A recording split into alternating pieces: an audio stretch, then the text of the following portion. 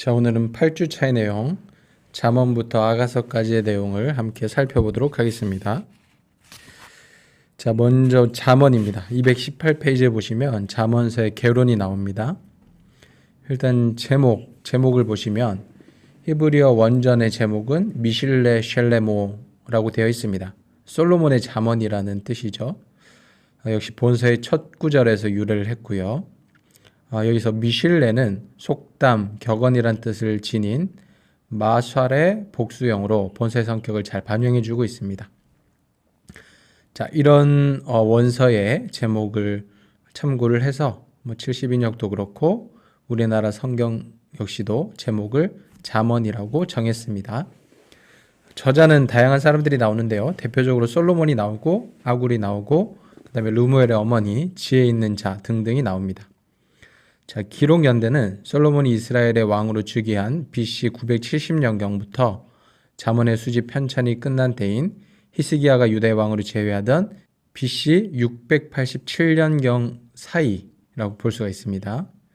그리고 수신자는 내 아들, 젊은이, 르무엘 등으로 상징이 되며 여호와 안에서 지혜로운 삶을 통해서 현세적, 종말론적 복을 누리기를 소원하는 모든 인생들이라고 할 수가 있습니다.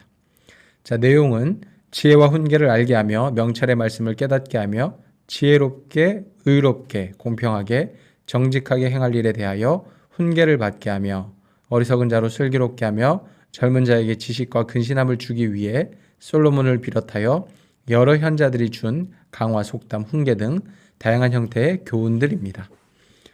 그러니까 이제 젊은 사람들, 특별히 지혜를 구하는 사람들에게 지혜를 주기 위한 그런 교훈들이라고 할 수가 있는 거죠. 자, 1장부터 29장까지는 솔로몬의 잠언이 나와 있고요.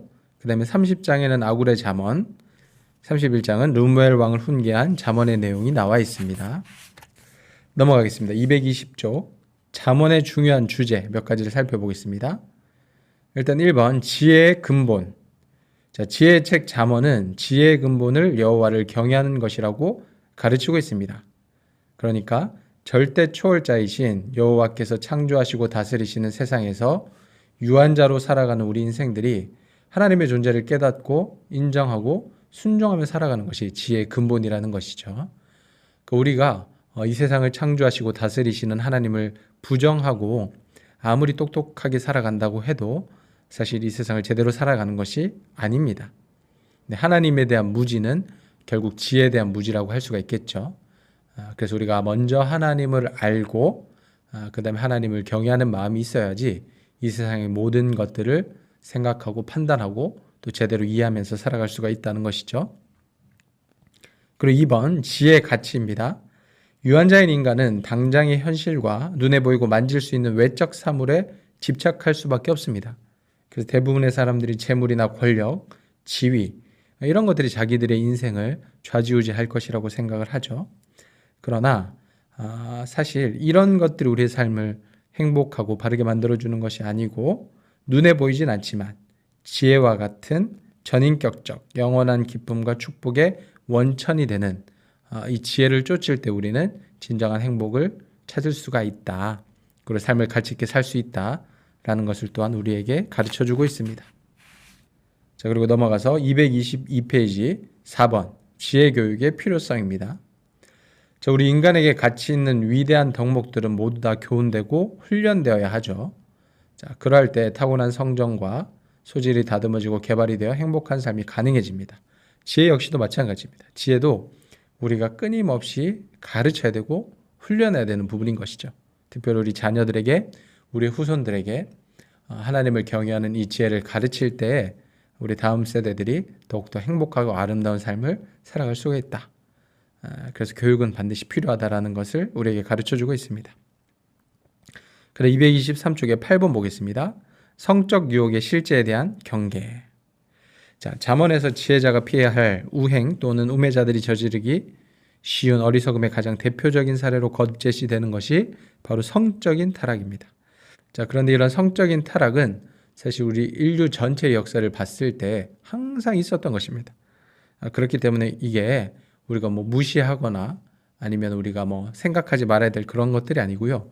이 실제에 대해서 인정을 해야 됩니다. 그리고 조심하고 피해야 되는 것이죠.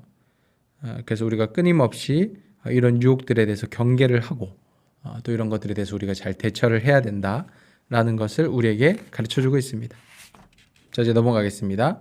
225쪽 전도서 개론입니다. 자, 히브리어 성경에는 이 책의 제목이 코엘레트라고 되어 있습니다.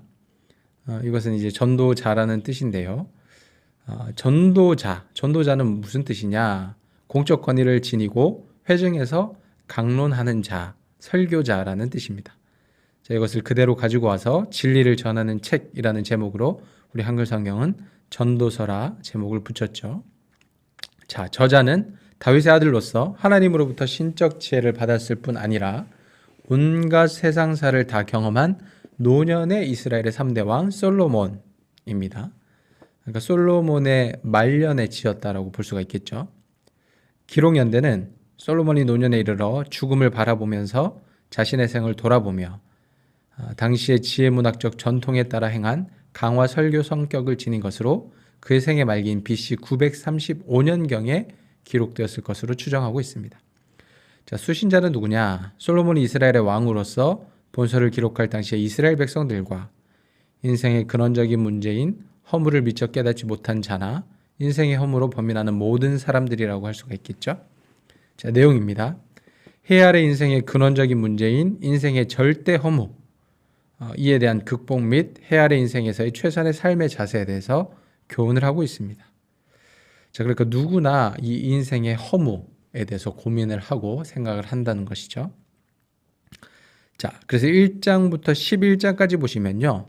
솔로몬이 끊임없이 자신에 대해서 성찰을 하고 또 이 세상에 있는 허무의 문제에 대해서 강론을 하는 내용이 나옵니다.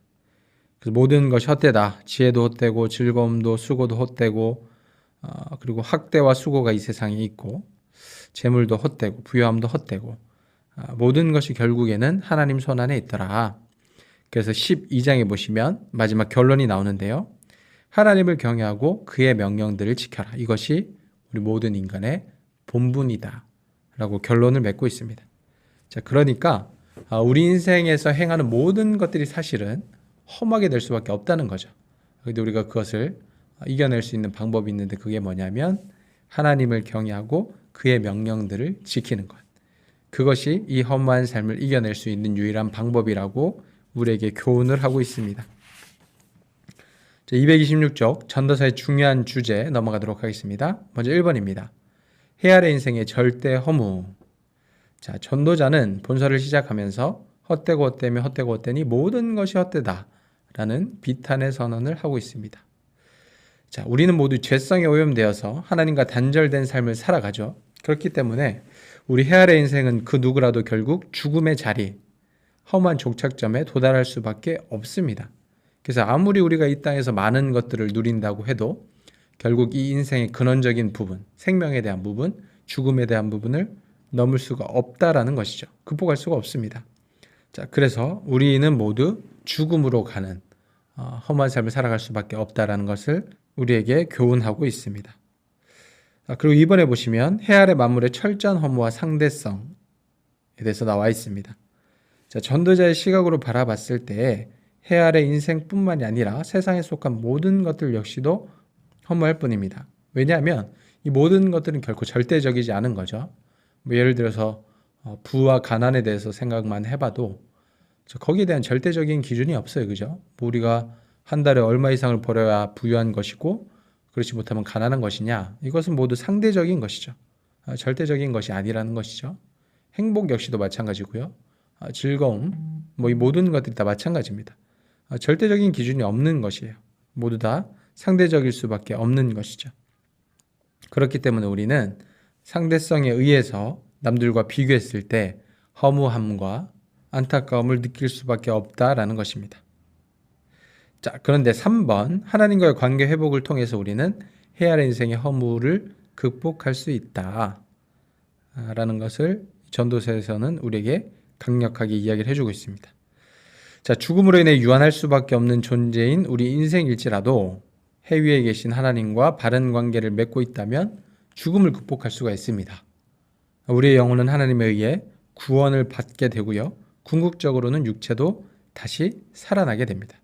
그리고 하나님과의 올바른 관계 안에 있을 때 우리는 우리가 가지고 있는 인생의 여러 가지 많은 허무와 어려움들을 극복하고 이겨낼 수 있다는 것이죠. 진정한 행복을 누릴 수 있다는 것입니다. 자, 우리 4번을 보시면요. 자족과 희락의 추구.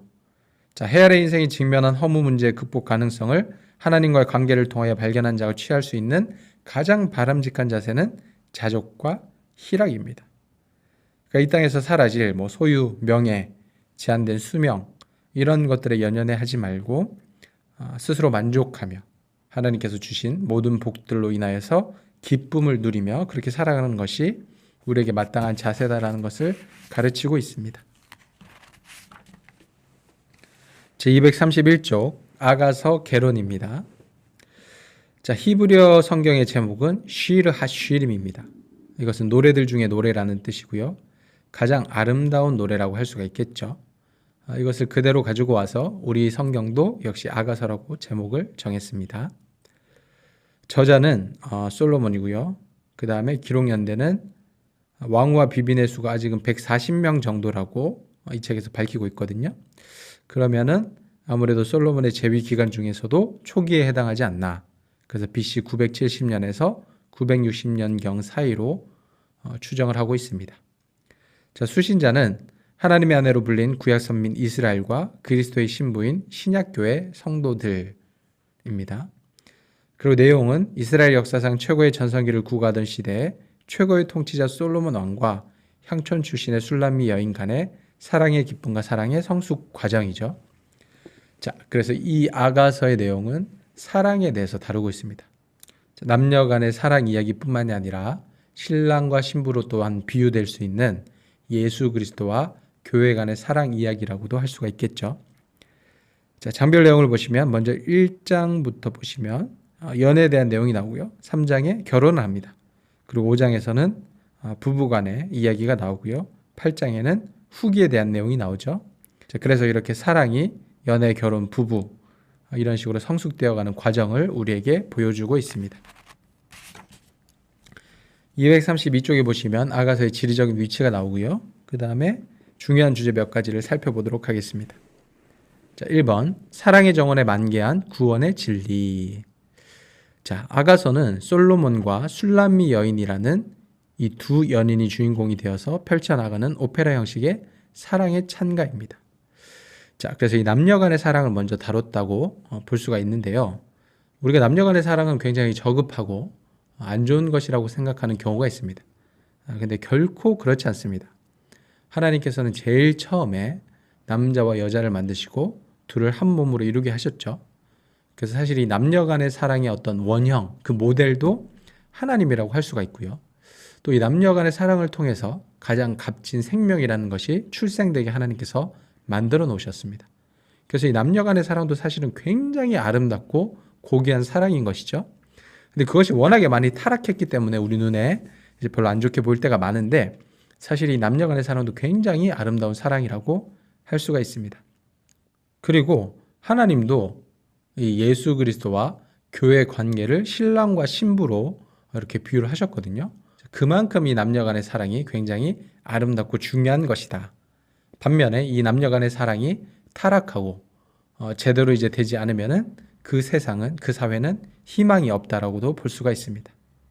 자, 넘어가겠습니다. 234쪽 4번입니다. 남녀의 인격적 평등. 자, 우리가 아가서를 통해서도 이 내용을 살펴볼 수가 있는데요. 자, 이 본서가 기록될 당시 이스라엘은 굉장히 엄격한 가부장적 사회였습니다. 특히 그 시대 여자는 거의 재산과도 같이 여겨질 정도로 굉장히 사회적인 지위에서 차이가 났죠.